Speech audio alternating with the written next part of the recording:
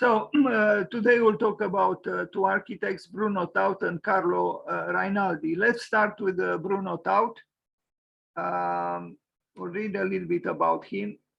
So Bruno Julius Florian Taut was born on the 4th of May, 1880. So 142 years ago, on this very day, was a renowned German architect, urban planner, and author. He was active during the Weimar period and is known for his theoretical works as well as his building designs. This was the man, a very interesting architect and a very important German architect. He was in love with the Japanese culture. Of course, he was not the only one to love the Japanese culture. Important architects loved Japanese culture, including Frank Lloyd Wright, who also had an incredible collection of Japanese woodcuts. So let's learn a little bit more about this interesting architect. I read a few days ago a fragment of his manifesto, Down with Seriacism. I'm not going to read it again, but you know, at least 3 people here do know, because I read from it about his attack on concepts, and you can see clearly on the right where he says, "Oh, our concepts, space, home, style. Ooh, how these concepts stink. Destroy them, put an end to them, let nothing remain," and so on. He goes on. It's an important topic, actually, because very important architects still use the word concept. And here is another important architect, Bruno Taut, who writes violently against concept and against the word concept, which he finds pretentious. And in many ways, it is pretentious because it is simplistically depicting a project or even reality in excessively, dry terms, the reasons terms, the brain's terms. The heart doesn't work with concepts. It's the brain that works with concepts. But the project is not born only from the brain, or it shouldn't be born only from the brain. But it's true, it's difficult to replace this word. What other word would you use? Like idea, conception, which is still related to concept.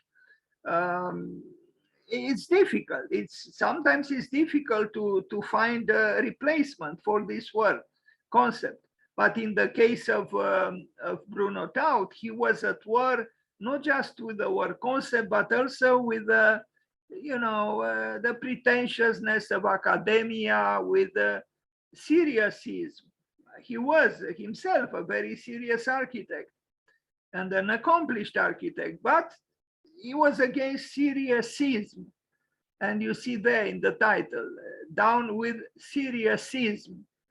And I think what he wrote is very valid today as well. And it will probably always be valid. Anyway, like he writes, important, this damned habit of acting. Actually, myself, I use the word important to talk about important architects. Tombstone and cemetery facades in front of junk shops and old clothes stores. Smash the shell-lined Doric, Ionic, and Corinthian columns. Demolish the pin beds or heads. Down with the respectability of sandstone and plate glass, in fragments with the rubbish of marble and precious wood, to the garbage heap with all that junk. He was wild then, but I think he was questing for truth, for a truth which is less glamorous, and he was searching for that tomorrow. You see at the bottom, in the distance shines our tomorrow. Well, our tomorrow, is the dream of a different world, is a dream for a change. And that change often doesn't arrive very easily. But again, you see where in his attack on concepts, how violent he is, chase away their schools, destroy them, put an end to them, let nothing remain, chase away their schools, let the professional wigs fly, will play catch with them, blast, let the dusty, matted, gummed up world of concepts, ideologies, and systems feel our cold north wind, death to the concept lies or lies. Death to everything stuffy, death to everything called title, dignity, authority, down with everything serious. This was an avant-garde architect, young and tumultuous, who wanted truth and not facades, not authority, not titles and so-called dignity, dignity that was not deserved. So he also wrote other things, most architects of some value express themselves also not just through drawings, but also through writing, through building, and so on. Like, for example, he wrote, art, that is one single thing when it exists. Today, there is no art. Well, he wrote this at the beginning of the 20th century. The various disruptive tendencies can find their way back to a single unity only under the wings of a new architecture, so that every individual discipline will play its part in building. Then there will be no frontiers between the applied arts and sculpture or painting. Everything will be one thing, architecture, the direct carrier of the spiritual forces, molder of the sensibilities of the general public, which today are slumbering and tomorrow will awake, is architecture. Only a complete revolution in the spiritual realm will create this architecture. But this revolution, this architecture will not come of themselves. Both must be willed. Today's architects must prepare the way for tomorrow's buildings. Their work on the future must receive public assistance to make it possible. You saw he used the word spiritual a few times. And also he implied the connection between sculpture, painting, and architecture, just like Walter Gropius in the Bauhaus Manifesto. And I don't think these architects didn't know what they were talking about.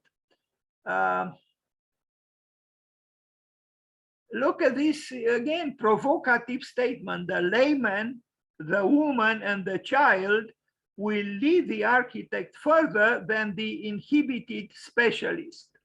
Beautiful. In essence, he says that life in its raw truth is more important than the pretentious, so-called expert work of the specialist. I totally agree with Bruno Taut. Like Walter Gropius said, the specialist is the one who always repeats the same mistakes. But I would add, he wrote the inhibited specialist, but he could have very well written inhibited and inhibiting specialist. Unfortunately, most schools of architecture prepare specialists, specialists. Well, what is a specialist? Architects in their essence, they are generalists. They are not specialists. They are like conductors of an orchestra. They don't play a specific instrument, although they might. They bring together the instrumentalists, and then the architect is a coordinator of works.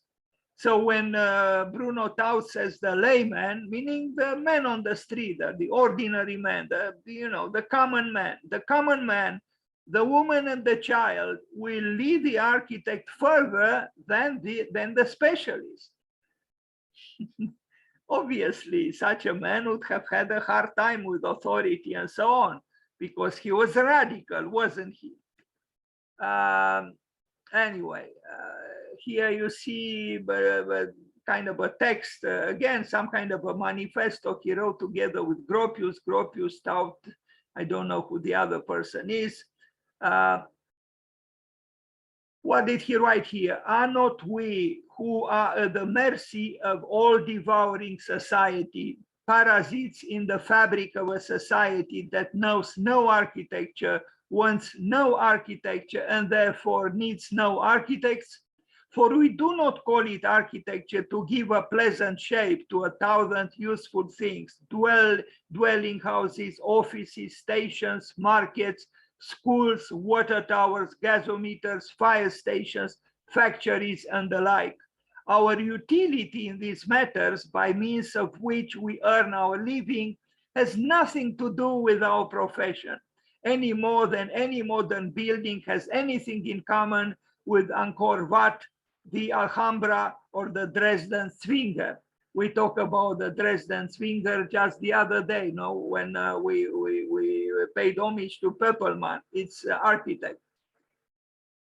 Again, what he says and what he said, it's totally in contradiction with what most schools of architecture think it's worthy of the profession of being an architect. He understands the spirit of architecture, and even Le Corbusier said the same thing when he said architecture is not a profession, it's a state of mind, it's a state of spirit. But this sounds too foggy or too lyrical or too poetical. In our profession, we cannot be creators today, but we are seekers and callers. We shall not cease seeking for that which later may crystallize out, and calling for companions who will go with us on the hard path, who know in deep humility that everything today is nothing but the very first light of dawn, and who prepare themselves in self-forgetful surrender for the rising of the new sun. We call upon all those who believe in the future. All strong longing for the future is architecture in the making. One day there will be a worldview, and then there will also be its sign, its crystal architecture. Then there will be no striving, no obsessive seeking for art in the life of various banalities. Then there will be one single art, and this art will shine into every nook and cranny. Until then, the utilitarian can be tolerable only if the architect bears within him a presentiment of this sun. It alone provides the measure of all things, strictly distinguishes the sacred from the secular, the great from the small, but it also lends to everything, everyday things, a shimmer of its radiance. And these are, of course, exalted statements of a fervent and feverish mind. I will show now some pages from a beautiful book he published on Alpine architecture, which is expressionistic and exalted and mystical. He built also the famous glass pavilion at the exhibition in Köln, in Cologne, in 1940. Unfortunately, it was destroyed after a few months together with all the other buildings because the First World War started.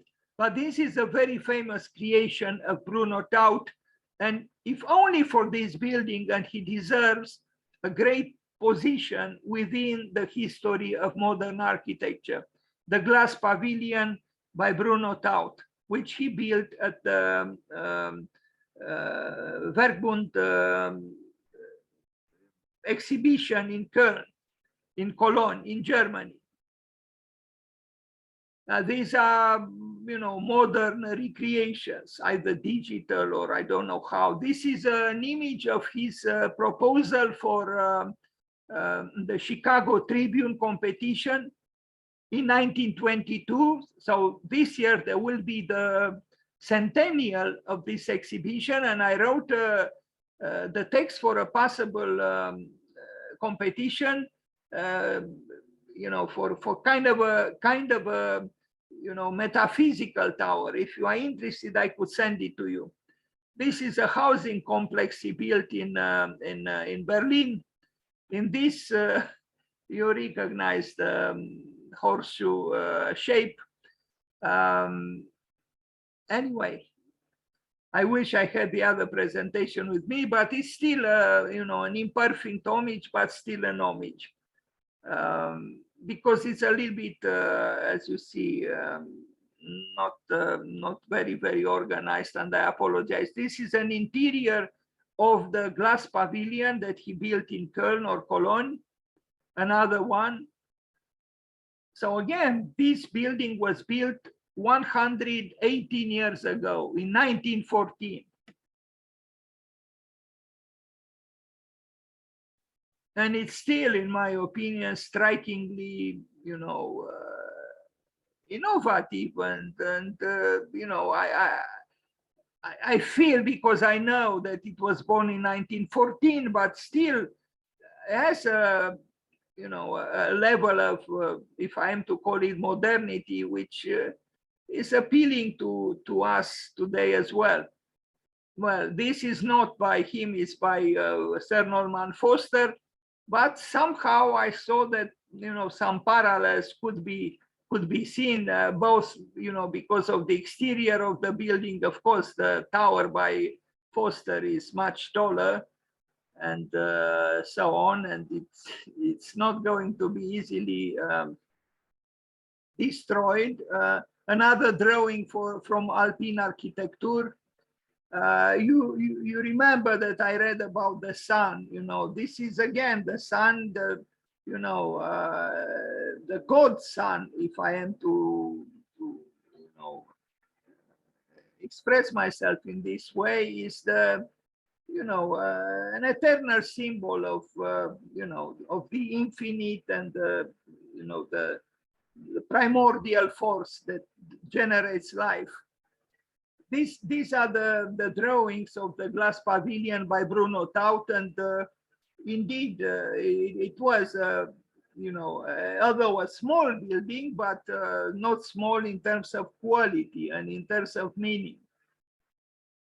One of the most important buildings of modernity, actually, this glass pavilion, which does not exist any longer.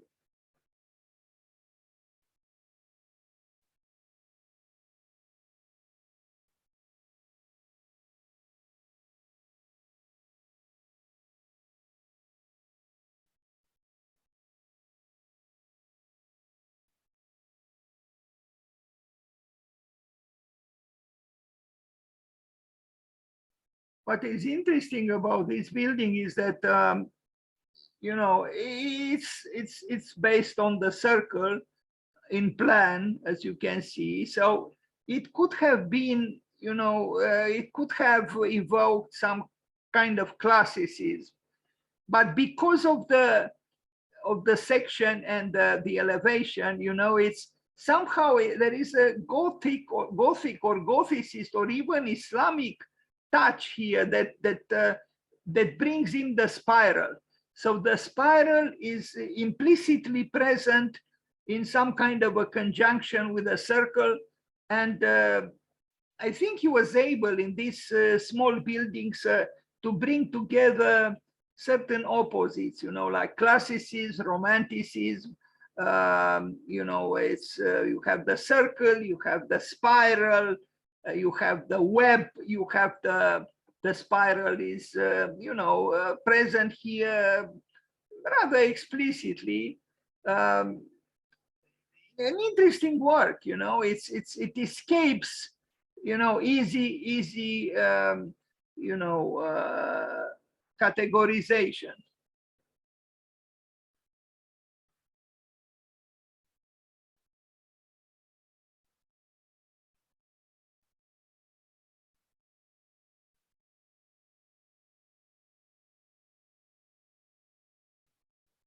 Now, these are, of course, you know, contemporary drawings, but I think I trust them. They are correct.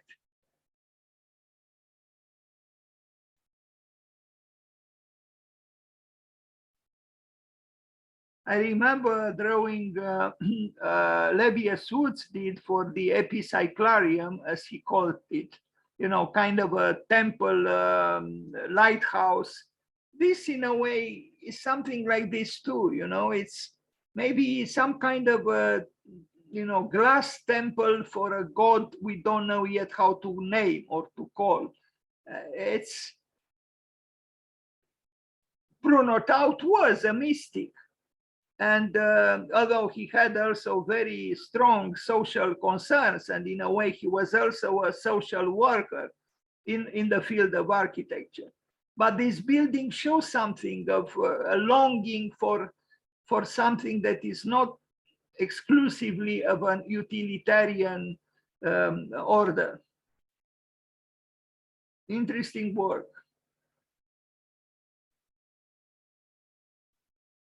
Bruno Taut in Cologne or Köln in Germany, 1914. There were other important architects, significant architects who contributed to that exhibition, like Van der Velde or Gropius himself. All the buildings were destroyed because the First World War started. Another page from Alpine Architecture.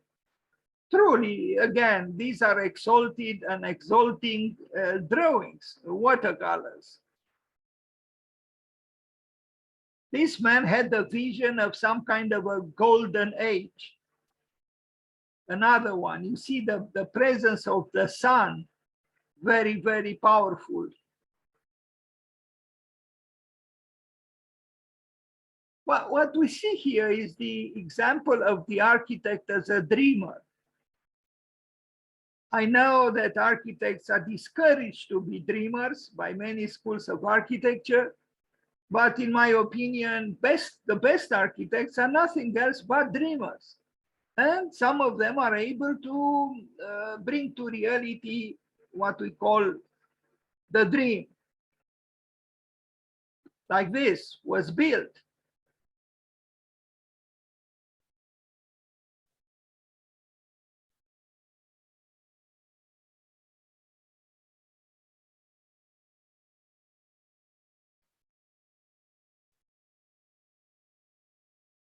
Bruno Taut, the Glass Pavilion, 1914.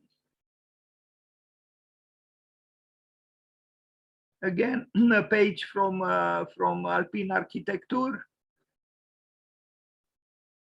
We saw this one, I don't understand. I'm going backwards here.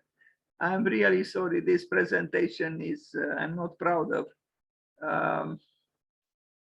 The sun. Again, some kind of a Gothicist or Gothic longing for an architecture of exaltation. The plan of that housing complex in Berlin.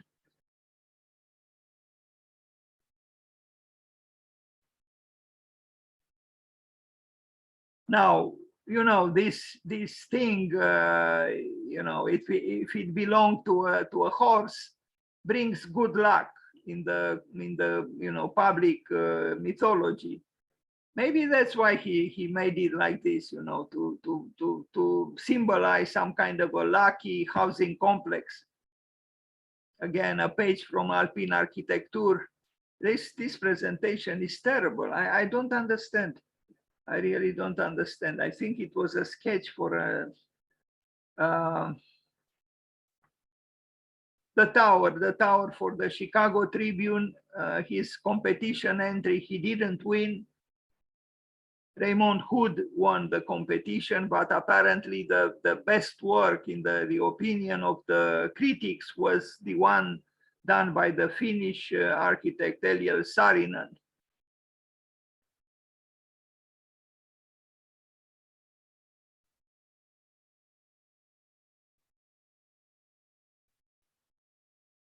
He built many houses, you know, blocks of flats, some smaller, some larger, not very tall, but he built a lot. All these things are done by him, actually. Everything you see here in red. So he was also an urban planner, you know, not just an architect. I mean, he didn't design objects. He designed the whole, you know, the whole site that we see here.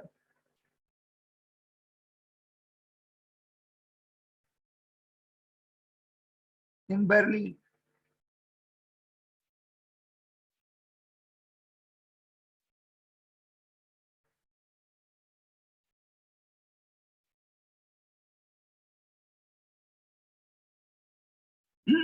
Housing and People of Japan. He wrote this book by Bruno Taut. He lived for a while in Japan. And yes, he was very fond of Japan. Houses and People of Japan by Bruno Taut. Back to this.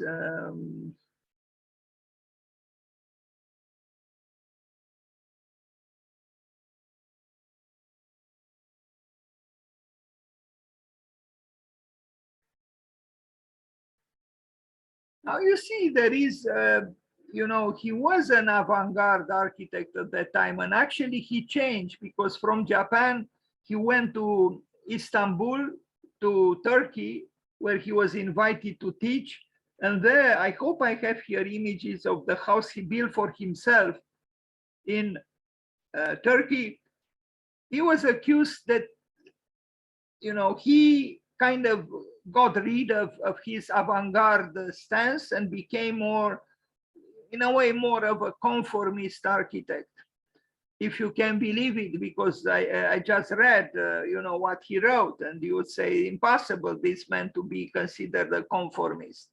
Some even said, you know, usually people when they grow older, you know, they give up the radicalism of their young years and become more conformist. I don't know. Anyway, but what we see here, we see clearly a dreamer of other worlds and a mystic.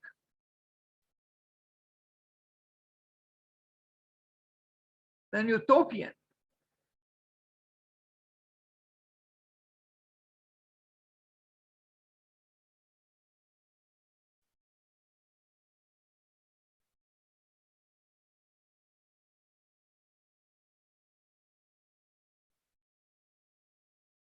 Bruno Taut.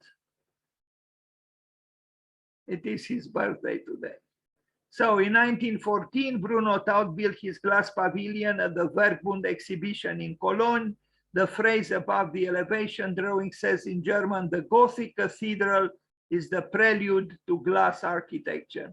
Taut's building was meant to be an experience of light afforded by a combination of glass and skeletal metal structure. Now, of course, we had a lot of glass architecture for the past many years, and steel structure and so on. But still this building in 1914 was, revolutionary. And I would say in a way still is, because he was able, of course we have buildings by Calatrava, for example, and others, but this one in its modesty, because it's not a big or arrogant building, is able to bring together, as I try to say, various characteristics that usually are not brought together. And I think this building is seminal for modern architecture. I mean, the very fact that he mentions the Gothic cathedral, and you see that their Gothic dome, you know, it's translated here. The Gothic cathedral is the prelude to glass architecture. So there was a Gothic sensibility in him, a Gothic aspiration. Here is a view of the courtyard, the large courtyard of that housing complex with the horseshoe.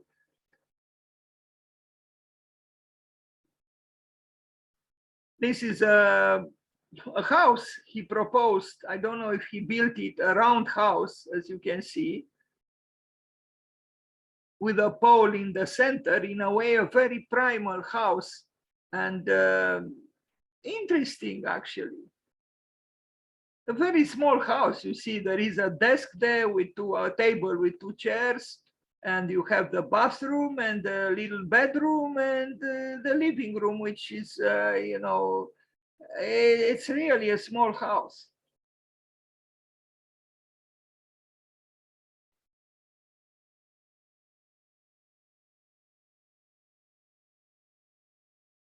No, this is not, maybe this is a small bedroom, no, quite small for a child, let's say. Well, by the way of the triangular room, Adriana, that you said you were not allowed to make, well, what else is here? In fact, not only here, but also here. Yes.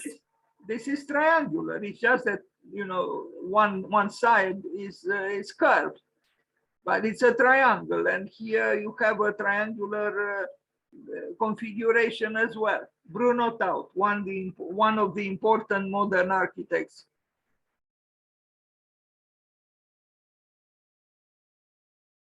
The other floor, here we see the bathroom. So this is not triangular? Of course it's triangular. So there are on both floors, clearly triangular rooms and not very large rooms. It's okay. You know, the dogmatic professors, you know, you cannot do a triangular room in plan. Why not? Why not? And not because Bruno Taut did it and others. But why not? Could the professor, because you cannot put furniture? Well, how come Bruno Taut was able to put furniture here? And you can see he did on both floors. You know, the timid functionalists who say you lose some space here, you lose a little bit of space here, they don't sit right. It's okay. You know, I mean, life doesn't use every square inch, you know, mathematically. There are small accidents, small inadvertencies. It's okay. It's okay. God, you know, these dogmatic little professors infesting the minds of students. I don't know what this is, but it is by Bruno Taut. I told you this presentation is actually, I'm very unhappy with myself. That is not, I don't understand. I have presentations, I presented, one is even displayed on YouTube on Bruno Taut. I hope it's not this one. I forgot which one I did. Anyway, so housing again by him, blocks of flats, very modest. These are not, you know, extravagant blocks of flats. Are more modest, you know, for you know, normal people, common people like me and others, you know. But a good architect employed his, you know, energy and work and talent to do them. And as you can see, color, yes, not white walls, even you know, opposite colors, red and green, you know, on two walls which meet at the corner. I remember what an important North American writer wrote, you know, where the two walls ask themselves, you know, now one wall tells another wall. I mean, no, the question is, what does a wall tell another wall in the discussion? You know, it's a question. What does the wall say to the other wall? And the answer is, meet you at the corner. Well, this is what is happening here, meeting at the corner.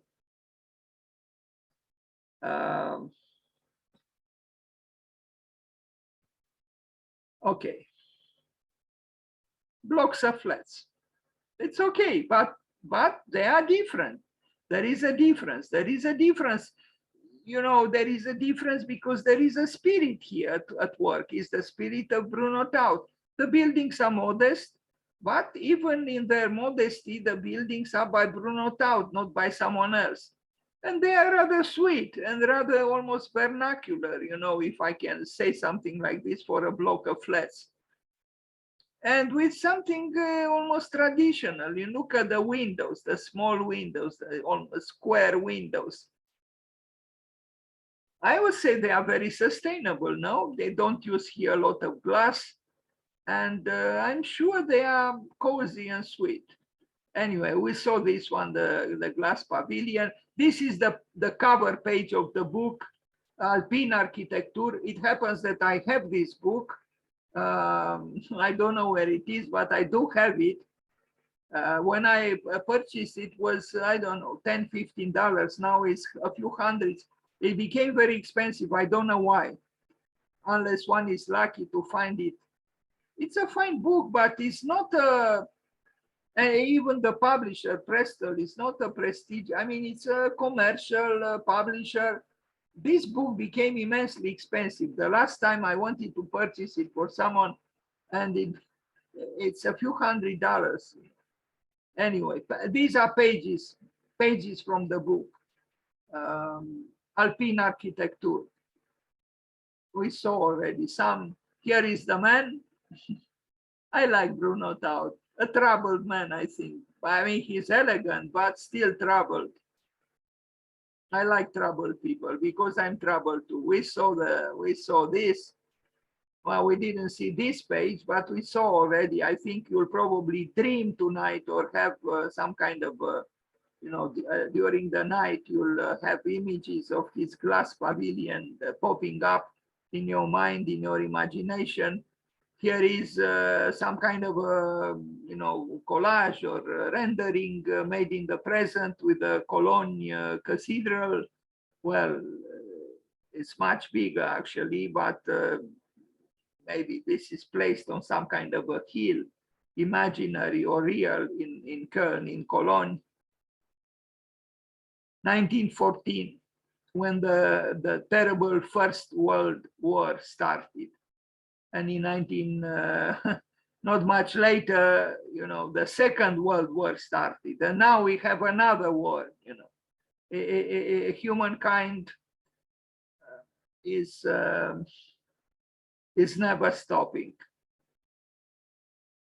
Blocks of flats, clouds passing by, Bruno Taut again.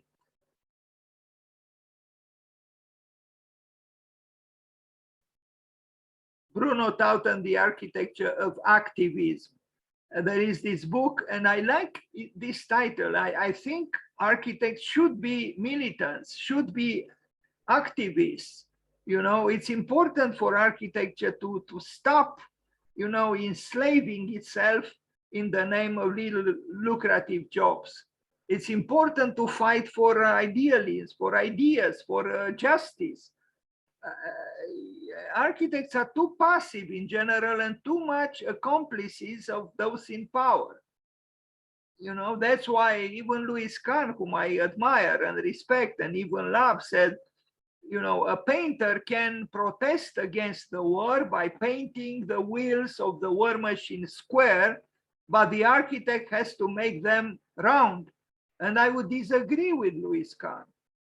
I think in the case of war, the architect should also make them square, not round, to sabotage war, to fight against the war. I don't know who these gentlemen are here. I don't really see Bruno Taut here, or maybe I don't see very well, which is also possible. Anyway, page from Alpine Architecture. I like this crystal architecture that he envisioned, usually on top of a hill. Imagine this was built. Some kind of a, new cathedral, the cathedral of the future.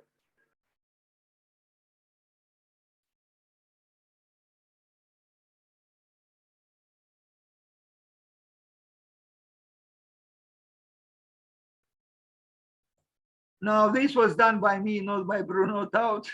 I made one, I don't know why I included this here. It's, I don't know. Again, this presentation is troubled and I apologize. This was a large pastel drawing, which I did of a large series called The Egg Building. And egg-like it is, or it wanted to be. And this is the only picture I have, but I made about 10, 15 or 20. They are now in an attic in Sibiu in Transylvania. I made them in the United States. That's it. I stop with this. I will show you now something else. Also for Bruno Taut. Just a second. I don't know what's going on here. Okay.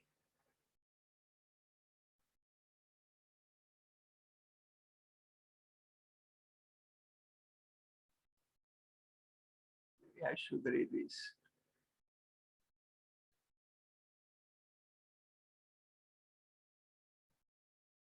We already know about this. I will go quickly through a few images. I want to arrive at something else. Alpine Architecture, he published it in 1917. And we saw a few pages, now we see a few others. And then I'll show you an interesting project received to the competition, a house for Bruno Taut, which I launched a number of years ago. So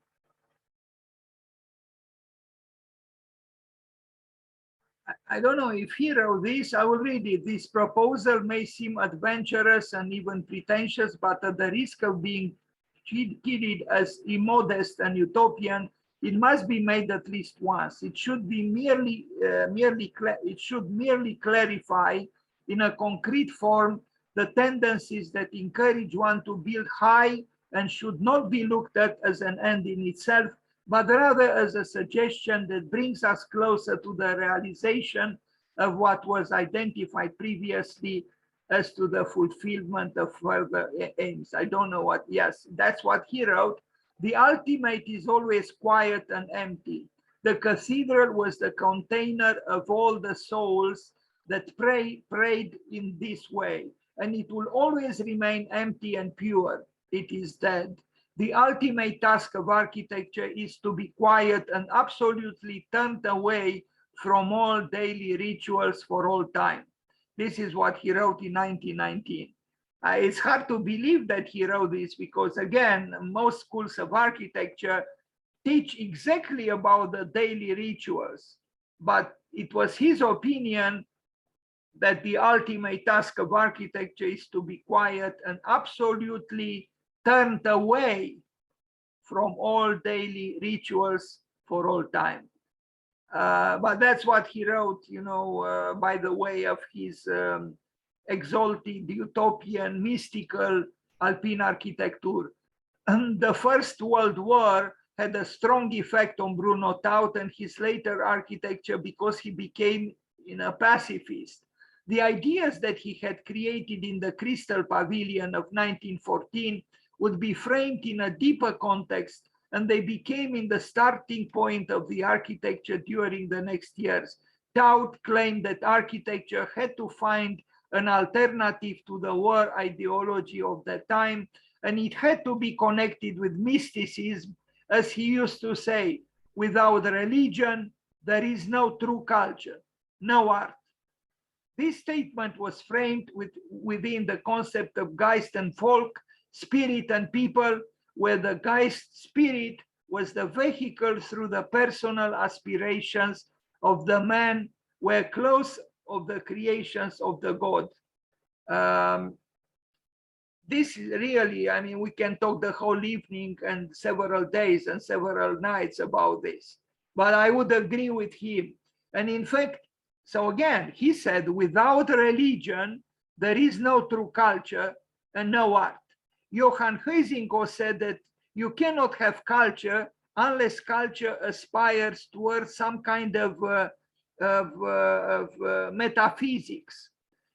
Well, you know, between metaphysics and mysticism is not such a long distance. And again, what I almost said Tadawando, what Bruno Taut said, without religion, there is no true culture and no art. He means without spirit, there is no true culture and no art. And this coincides with what great French sculptor Auguste Rodin said. He said that at the very beginning, religion and art were one, they were united. In fact, art was a form of worshiping God or the gods, a god. But then they became divorced, and he was the opinion, he thought, not more than the opinion, he believed that when art and religion became disjuncted, became divorced, they both died. And exactly the same thing was said by Ingmar Bergman, the great Swedish film director. Bergman said that actually the artists today, and we could include maybe even the architects, although the architects don't care any longer about spirit, but he didn't refer to the architects, he referred to the artists. He said the artists are like little ants that transport the skin of the dead snake, and because of there are so many, the ants, and they move, the skin of the dead snake appears to be alive, but it is actually dead. It's just the skin, the carcass. And he identified the artist with a little ant, and he considered himself one such little ant. Now, I mentioned Auguste Rodin, I mentioned Ingmar Bergman, we read about Bruno Taut. These were exceptional people, exceptional creators who took creation and creativity very, very seriously. And I think we should listen to what they said and what they thought, because most of the time we don't even think about, you know, what is this nonsense? If there is no religion, there is no true culture. You see, these men also build housing complexes and social housing. And, you know, it's not that he built only churches. In fact, he didn't build churches. But you can bring spirit to almost any kind of work. And it's important to think about spiritual matters.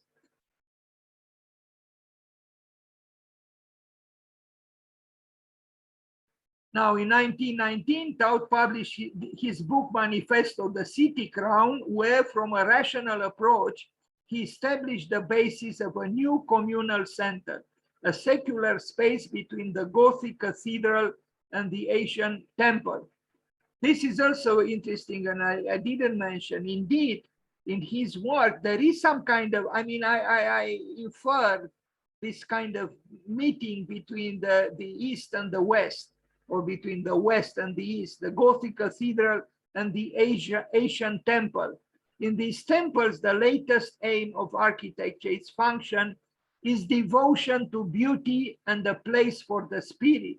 Bruno Taut attempts to a futurist utopian where technology has to help to the guys, to the spirit. Shortly after publishing this book, Bruno Taut showed his new work, Alpine Architecture, where he designed his secular temples in a very creative sequence of drawings. Glass and steel are seen in Alpine architecture as elements that break away from the materialism of the period. One of the main targets of Taut was to get over the limitations of the materialism as part of his activism against rationalism.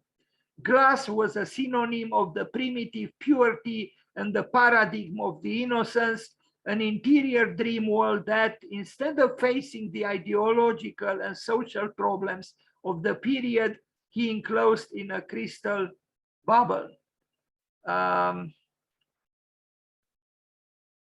Yeah, drawings from that book, Alpine Architecture or Alpine Architecture.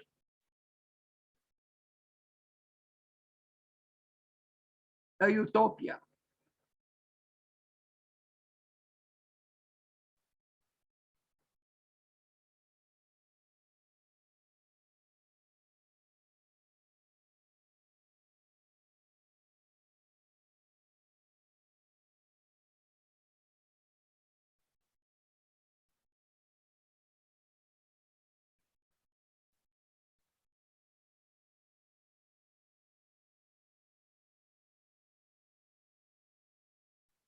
Now, I end this imperfect presentation of Bruno Taut with showing you a project that was sent to me when I launched the competition, A House for Bruno Taut. And this came from an architect in Great Britain, Hannah Durham, I think I don't know, but I have a feeling she studied at Bartlett. She sent a very sensitive, very fine, complex and sophisticated project, and you are going to see it. And it's actually inspired by Alpine Architecture, the book published, made and published by Bruno Taut. These are pages from her project. This is her tower. She proposed a tower. This is the tower she imagined. And yeah, it is in an alpine landscape. Here is the portrait of, you know, a collage with also the portrait of Bruno Taut.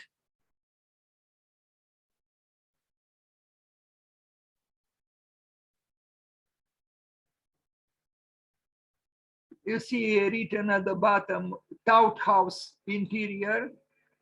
And this is the conceptualization of the tower, since Bruno Taut was so much against our concept.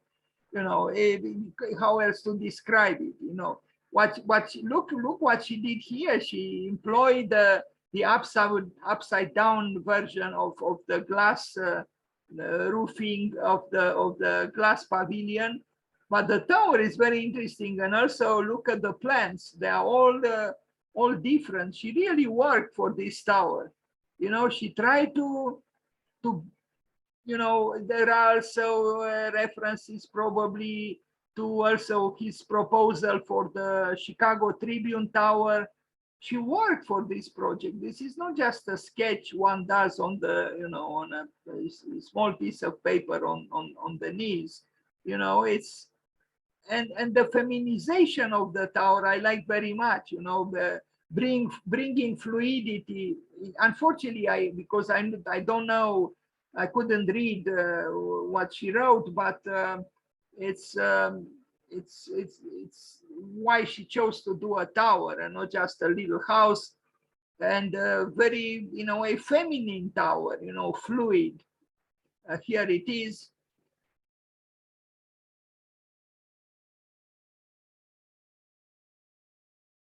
This is how in other schools of architecture, I'm talking now to the students in architecture who are here now, do projects.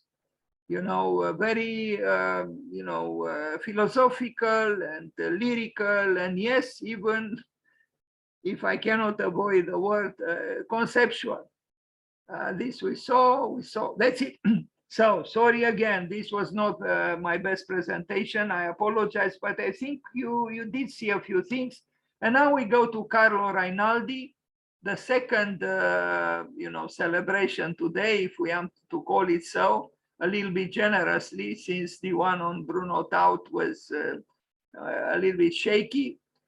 Carlo Rainaldi, who lived, you know, about 300 years or so earlier, before Bruno Taut, an interesting Baroque architect and composer. He was also a composer, and apparently his musical you know, compositions are still being played, and there are records with music by Carlo Rainaldi, 1611, 1691. So he was an Italian architect, born on the 4th of May, just like Bruno Taut. Let's read. Born in Rome, Rainaldi was one of the leading architects of the 17th century Rome, known for a certain grandeur in his designs. He worked at first with his father, Girolamo Rainaldi, a late Mannerist architect in Rome. After his father's death, he fully embraced the monumental Baroque style. He gained ascendancy in Rome when the Barberini pontificate of Pope Urban VIII was replaced by that of the more austere Pamphili papacy of Innocent X. His works include the facade of Sant'Andrea della Valle, the twin churches of Santa Maria dei Miracoli and Santa Maria in Monte Santo. I love these two twin churches, really, they are beautiful. And Santa Maria in Campitelli. He was unable to complete the facade of Santa Agnese in Agone during work in 1653, 1657. So we are going to see these works. Beyond his work as an architect in stone, Rainaldi also designed stage sets for religious rituals and events. In 1650, he designed the sets for the Quarant'ore, or 40 hours devotion, held in the church of Il Gesù. In 1665, he designed a catafalque commemorating the death of Philip IV of Spain. He was also a composer. Rainaldi died in Rome. This was the man with an impression. He looks more like a musketeer than as an architect and as a composer. He could easily have been, one of the four musketeers who served, who helped, King Louis Le Soleil. You see here in Spanish, I guess, Juan Valdez, uno de los más famosos artistas de Andalucía, but I don't know, maybe this is another one. Today is not my day. Carlo Rainaldi. This is, I don't know. It was, I guess, a record or something. Saying cantate, duetti, e lamentazioni. Carlo Rainaldi music, and here you see the two twin churches that I read about, and it's a little bit unclear here. I think he designed first the left one, he started the second one, and then another architect came in. But both churches are connected with him. Again, Carlo Rainaldi, cantate, duetti. Very nice, very beautiful. I love this, that, just like Yanis Xenakis, music and architecture and music. Some drawings of Rainaldi. Of course, at that time, people knew how to draw very well. Manually, of course, there was no software at that time, no parametrics, nothing. You had to rely on your hand, on your talent, your ability and virtuosity. Carlo Rainaldi, sculpture, statues, architecture's art. What else? No parking lots, no refrigerators, no, pipes and toilets and so on. Our obsessions today. The facade of Sant'Andrea della Valle from 1661 to 1665. For years, it's a fine facade that he designed. Okay, here it is.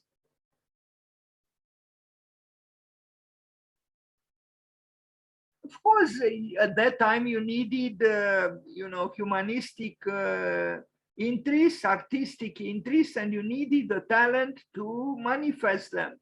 There was no room for, the architect as a bureaucrat, or the architect as maybe even the architect as an engineer sometimes, although some architects were quite capable, like Brunelleschi, to, cover, Santa Maria del Fiore in the most stunning, and engineering,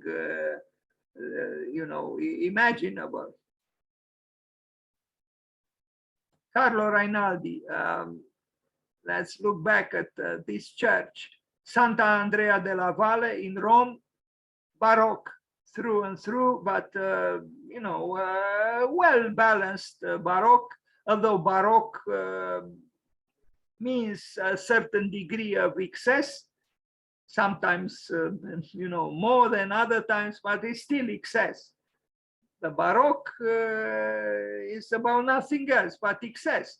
And yet here we cannot say that excess is imbalancing the facade. Santa Maria della Valle. Now we look at the twin churches of Santa Maria dei Miracoli and Santa Maria in Montesanto. Here they are. I always love two-ness and, you know, dualities. So there, this is the perfect example, you know, in Rome. Two almost identical churches. I think he started with the first one, Santa Maria dei Miracoli, and then he built Santa Maria in Montesanto, this one. And, you know, there are small differences between them. I'm not, I didn't analyze them sufficiently, but anyway, at the first sight that they appears to be identical. The twin churches, Santa Maria dei Miracoli and Santa Maria dei Montesanto, Santa Maria in Montesanto. So let's read again, it's important. Santa Maria dei Miracoli and Santa Maria in Montesanto.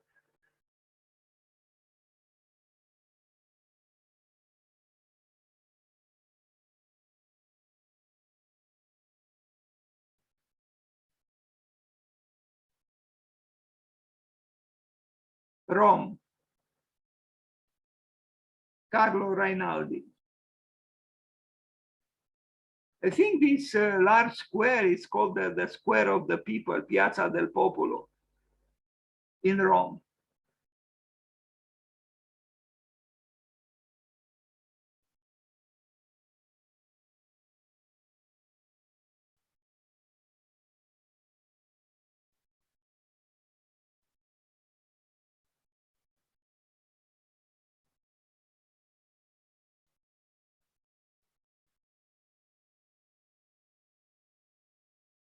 Now you see that the crisis Bruno Taut was in, Carlo Rainaldi didn't know. At that time, you know, religion and art were still, you know, at least officially, so to speak, together. You know, lots of churches were built. What else did we see until now from Carlo Rainaldi? Well, the facade of a church, and now two churches. You know, how many churches did we see by Bruno Taut? None. So modernity increasingly eliminated, you know, the presence of spirit or the presence of religion, although modern churches were built and are still being built, but you know, we don't build any longer like the Gothic times in France or some other places in the world. That collective longing for God through architecture is gone. Barcelona seems to have it, trying to complete Sagrada Familia, but you know, creatively. Otherwise, yes, there are some cathedrals being built, one huge one also in Bucharest, but we cannot call it architecture because it's not creative. We don't even know who the architect is. Now, Santa Maria in Campitelli, an important work by Rainaldo, Carlo. We saw the elevation, but you'll see also some images from the inside the building.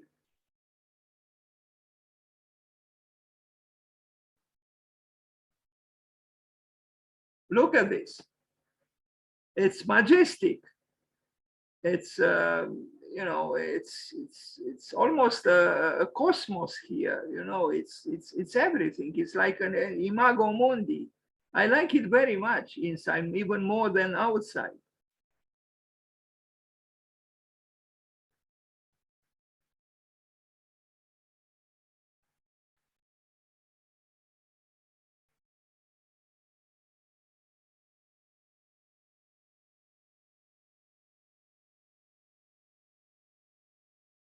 And I think an architect like Rainaldi, who was also a composer, inevitably had, you know, aspired towards a musical architecture. And I think this is an aspiration we should all have. But how to have it? how to do a musical architecture when all the programs don't even mention such a desideratum, such a, you know, a goal. The truth is, we don't sing any longer through our buildings. We don't. We don't even imagine it's possible because we don't believe that stones can sing. Plus, we don't build it with stones. So there, it's almost impossible to be an Eupalinos today. And I refer to the main character in a little book by Paul Valéry. I mentioned this before, where he asked himself, what is an architect? Who is the architect? And he says there are three kinds of builders. One who places a stone above another stone. This is a builder. Then there is one who places a stone above another stone and makes them talk, make them speak. He's a master builder. And the third one places a stone above another stone and makes them sing. His name is Eupalinos, or the architect.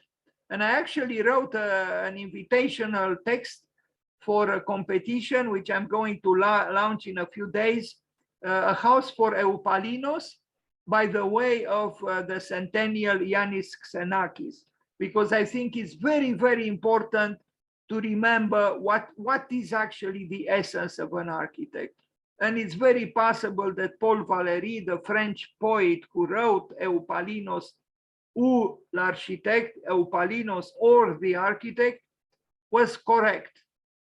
If you make the stones sing, and they don't have necessarily to be stones, they could be metal, glass, wood, bricks, matter, no matter, materials, but to make them sing, to animate them, to infuse them with the electricity of spirit, of emotions. This is the task of the architect.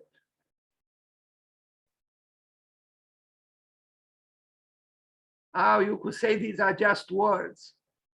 Well, you know, words are important if they are meant, if they are felt.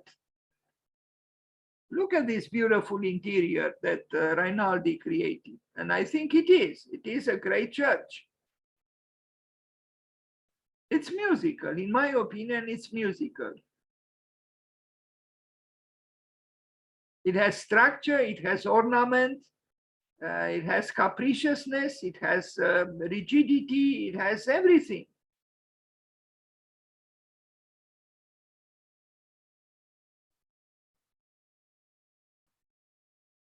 I mean, look at these columns here, you know, were they necessary exactly in this way and so many and so close to each other?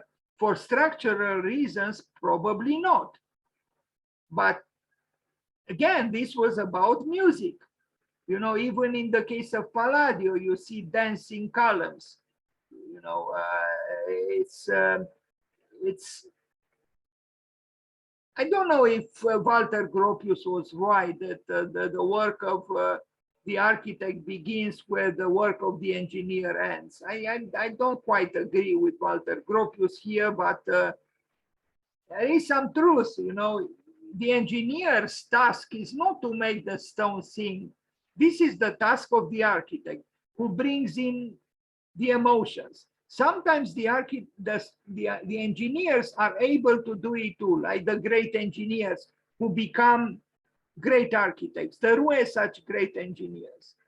But for an architect to deserve his or her name, should bring in some music, you know, some kind of song, some kind of an emotion, you know, some kind of a longing for the beyond of matter.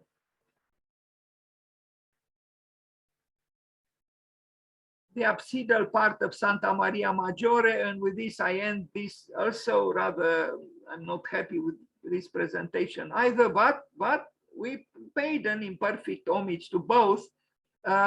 Rainaldi's last works, one of his last works is Santa Maria Maggiore, a big church in Rome, very close to Stazione Termini, very close to the train station in Rome.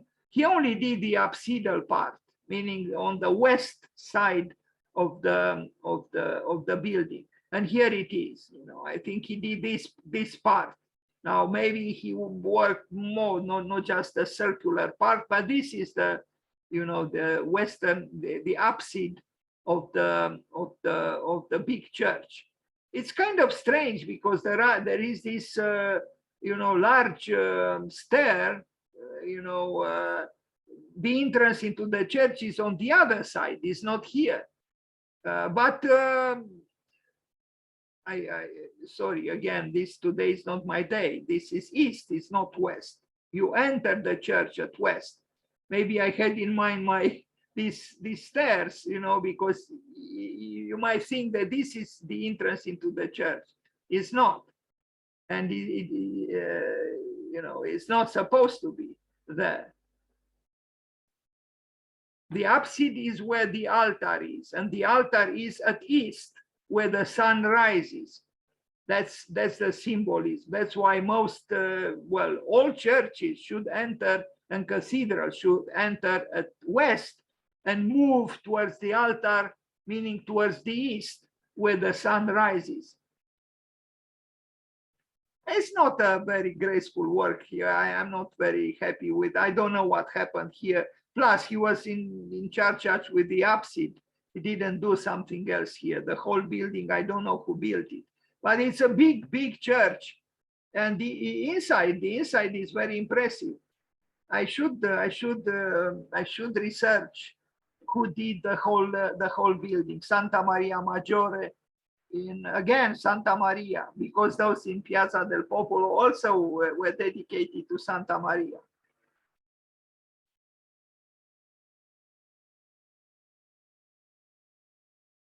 This one, like Santa Maria in Campitelli, we already saw, but I will read a little bit here about it. I discovered this short text about it. It was called Miraculous Icon. This church was built to house an icon of the Madonna that was venerated with particular fervor by the Romans. They held it responsible for the miracle of the liberation from the plague. The construction works were entrusted to the architect Carlo Rainaldi. The Baroque design is less ornate than others of its time, with a facade devoid of statues or stuccos. There are works by Luca Giordano, Sebastiano Conca, and Baciccia. Among the artifacts worth a look are a portable altar and the Byzantine mosaic in the Cappella delle Reliquie, and the beautiful gilded shrine by Antonio de Rossi bearing the image of the Madonna. Anyway, and here is a view of the dome of this you know, quite accomplished church by Rainaldi, Carlo Rainaldi, Baroque Italian architect. That's it. So happy birthday, Bruno Taut, and happy birthday, Carlo Rainaldi. And thank you to you being here.